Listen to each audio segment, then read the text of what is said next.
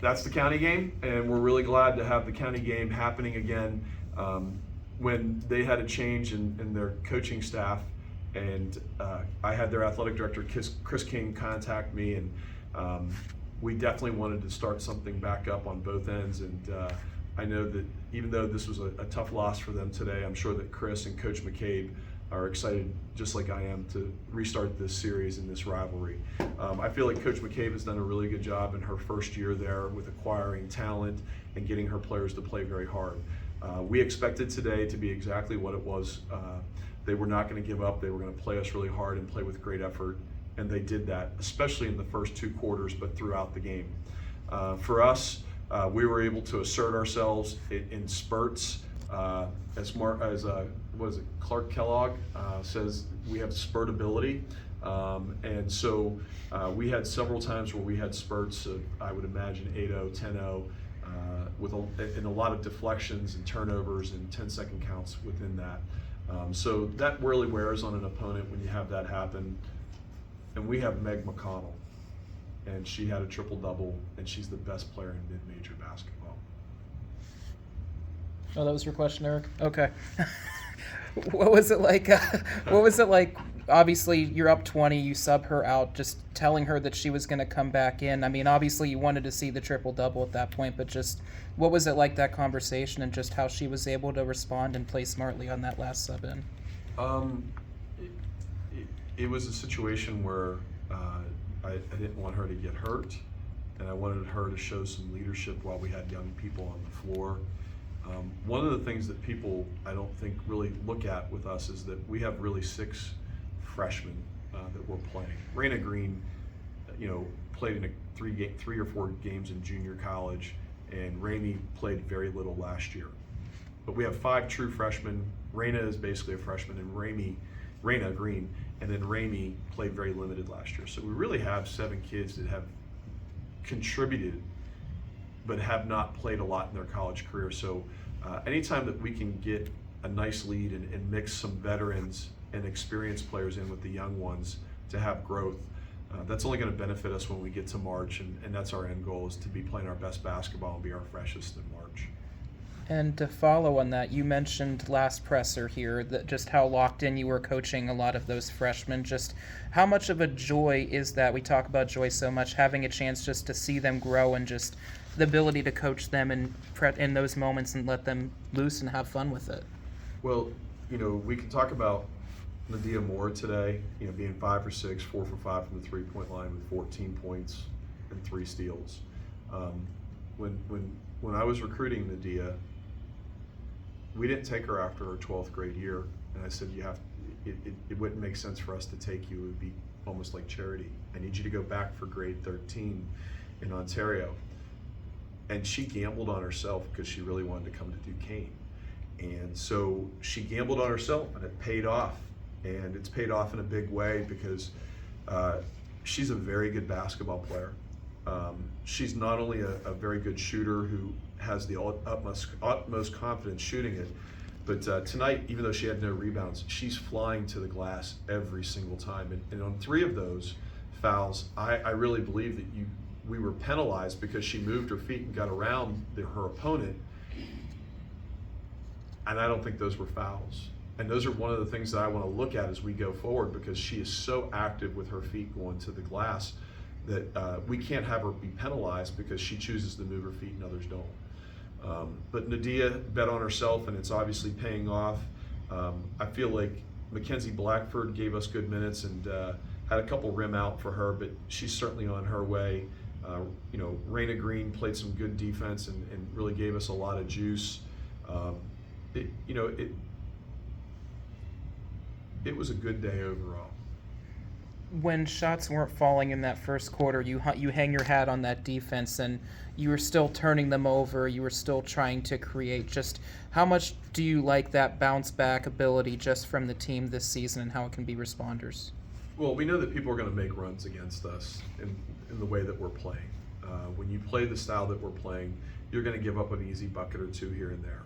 You just can't give up 4 or 5 straight buckets. And the other part of that is, early in the game we had no movement in the lane. We had no one cutting and diving through the lane or posting in the lane. And we were basically playing shell drill with 5 guys on the perimeter all standing around. And we needed to correct that sooner, and that's on me. But once we were able to correct that, we were able to assert ourselves and really take that lead and take command of the game. Meg spoke about halftime, and she said that before you guys go in the locker room, the players get to talk about how the first half went, what they want to do differently. Is that something you've always done here? Is that something that just happened tonight? Is that a plan always? Yeah, that's the way it's always been. I would find it to be weird or different if they weren't in there communicating. Like if you have a locker room that's in there laughing and you're losing at halftime, that's a problem. But we have a group of young people who don't know a lot because they're going through their first time playing, 6 or 7 guys. But then we have a starting 5 that is very veteran and very seasoned and very experienced. And they've gone through the trauma of losing, or they've gone through the toughness of what a season is, or not having basketball turn out the way they've wanted it. And so they have really embraced the mantra of relentless joy, of on the floor being relentless on offense and defense, but also being joyful for one another and positive, with positive affirmations for one another off the floor, or when they're coming off whether it's off the floor in the dorms or in classrooms, or is it just a player coming off the floor being positive with one another. And I'm sure that's one of the things that went on in the locker room. We have a really strong locker room with veteran experience who are doing a great job. Coming out of that half, you guys went on a big run, countering their 9-0 run that went into the half. What does that say just about this team's resilience and about their ability to kind of make adjustments on the fly? There's going to be times when teams are going to make runs. I have to do a little bit better job of maybe calling a timeout to stop a 9-0 run. That 9-0 run that ended the second quarter, our guys were completely gassed. If we would have taken a foul, we would have put them on the free throw line. And Robert Morris shot it fantastic from the free throw line. So we didn't want to do that, but we weren't able to get subs in, and we were gassed. And I think part of that is being gassed, and part of it was I couldn't find a timeout. So credit Robert Morris on that. But I think our kids are just relentless, and they don't ever think that the game is over. Even at Kent State, where we played very poorly, and there's reasons why for that, and I won't say much more, but we shot it very poorly early, and our kids still never gave up. And we got to the third quarter where we had a very crucial call not go our way, and it was like a 6 or 7 point swing. But we kept fighting back and kept fighting back. There's a lot of resilience, to use your word, and we're going to need to continue to have that, because again, this is all building for March, so that when we get to the first week in March 4th, 5th, 6th, 7th, whatever it may be, that we are fresh and that we are dialed in mentally, locked in to win 3 or 4 games in a row. I'm not looking ahead here, but you won this county game. You're looking at a city game.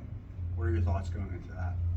Well, before that we have the city game, I guess we have the regional Catholic game against St. Francis, and so we're playing just about everybody. And then once we get past Pitt, we play Carnegie Mellon. So we've got a lot of local teams on the calendar. I'll be very frank with you. We're always watching film, and I got an opportunity to watch Pitt play against Robert Morris, and I saw them play in one other game earlier. But really, the only thing I'm thinking about is where I'm getting pierogies from for Thanksgiving, and what we're going to have on Thursday, and we're going to enjoy that. And then when we get here on Friday morning as a team, we'll really dial in on what we want to do against St. Francis. And we have a pretty good idea of what they're going to do. And very frankly, this year, the way that we're playing and the way this vision has turned out, and what we're going to do for the remainder of my career, hopefully, is the opponent doesn't matter as much as us, because the way that we're playing makes it very difficult for people to get into their sets and play the style that they want to play, especially if they want to play slow. And so it's very important that we dictate tempo, and if we do that, we're going to have a lot of success. Where are you getting those pierogies from? Pierogies Plus down in the Rocks.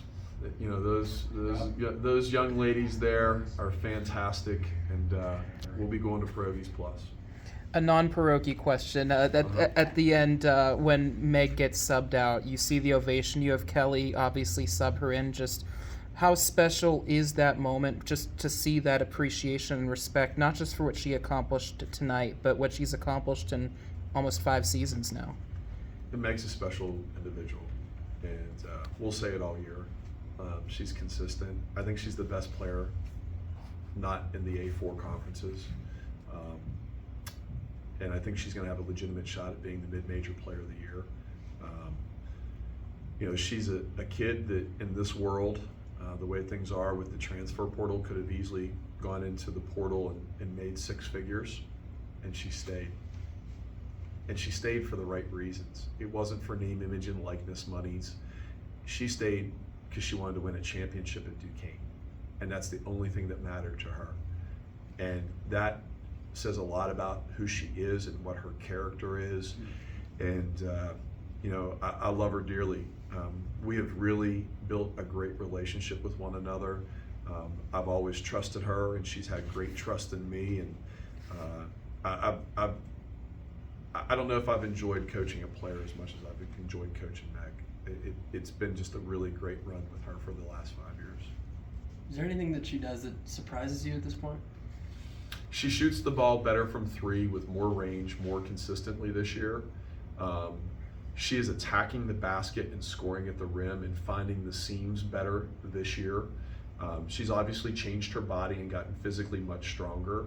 Her maturity off the floor has always been good, but she's taken that to another level in terms of her leadership capabilities. Her goals are attainable and reachable, and that's to win an Atlantic 10 championship and play in the NCAA tournament and to play in the WNBA. And those are all realistic goals. If you live in Pittsburgh and you like basketball, the best player in this city is Meg McConnell, male or female. And frankly, if you love basketball, you're going to come and watch a kid like that play. There's a certain joy in watching someone like her play. Thank you for supporting women's basketball. Happy Thanksgiving.